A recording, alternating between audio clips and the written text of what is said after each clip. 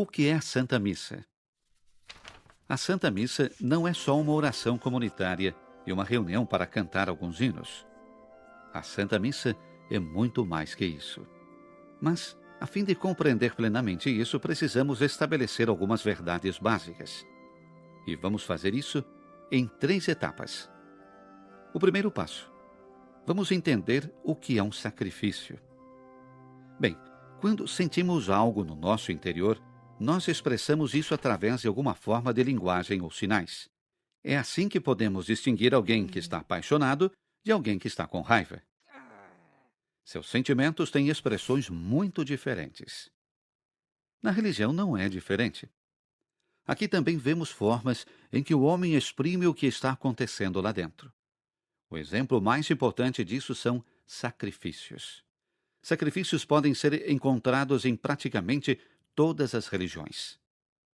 Um sacrifício é um dom precioso para Deus. Um sacrifício procura expressar que Deus é importante para nós, que Ele toma o primeiro lugar em nossa vida. O próprio Deus, naturalmente, não precisa de nenhum sacrifício, mas nós precisamos deles, porque pertence à nossa natureza expressar o que está dentro de nós. Tudo bem, então essa é a ideia de sacrifício. Passo 2. Que tipo de sacrifícios encontramos em nossa religião? Bem, no Antigo Testamento havia muitos sacrifícios diferentes. Por exemplo, o sacrifício de Abel, de Abraão ou de Melquisedeque. E depois houve todos aqueles sacrifícios solicitados pela lei de Moisés.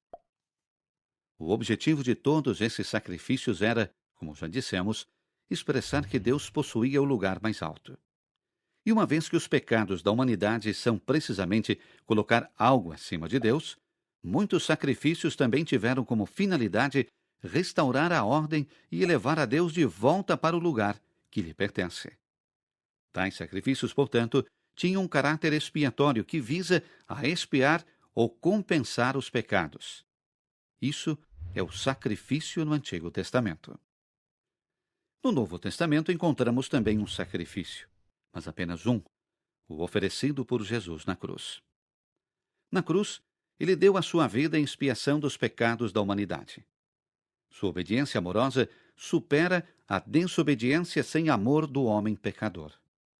Pelo seu sacrifício, Cristo restaura a ordem e a relação entre Deus e o homem. Agora, porque o sacrifício de Jesus é absolutamente perfeito, outros sacrifícios não são mais necessários. Seu sacrifício é o principal e o único da nova aliança. Tudo bem. Agora, entendemos o que é um sacrifício e quais sacrifícios existiam, e que o sacrifício de Jesus é tão perfeito que não são mais necessários outros sacrifícios. Vamos passar para o ponto 3. A maioria das pessoas tem uma noção básica do que é a Santa Missa. Mas parece que só algumas notam que ela é tradicionalmente conhecida como o sacrifício da missa. Espere, não acabamos de dizer que após o sacrifício perfeito de Cristo, outros sacrifícios não eram mais necessários ou mesmo legítimos? Certo, mas não entendemos o sacrifício da missa como se fosse um novo sacrifício, mas porque a Santa Missa, o único sacrifício de Cristo, se torna presente para nós.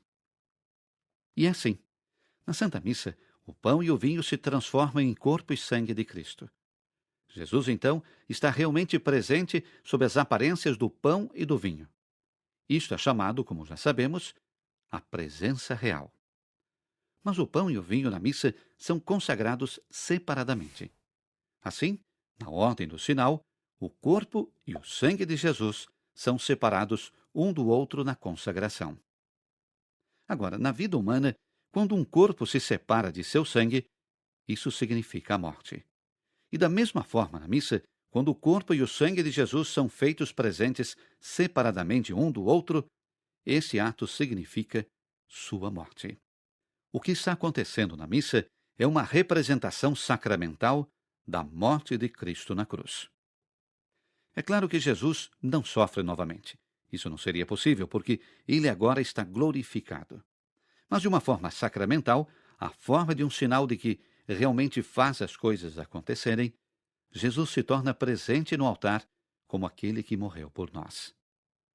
E é exatamente sobre isso que a missa trata: fazer presente o sacrifício na cruz. Orando e cantando junto com outras pessoas é bom, mas não é nada mais que uma ponta do que se encontra no centro da missa: a obra salvadora de Cristo na cruz. Através da sacramental representação da sua morte, ele nos permite participar das graças que ele conquistou para nós na cruz. Na Santa Missa, a salvação é decretada e seus efeitos são aplicados a nós. Isto é o que faz com que a Santa Missa seja tão especial e absolutamente espetacular.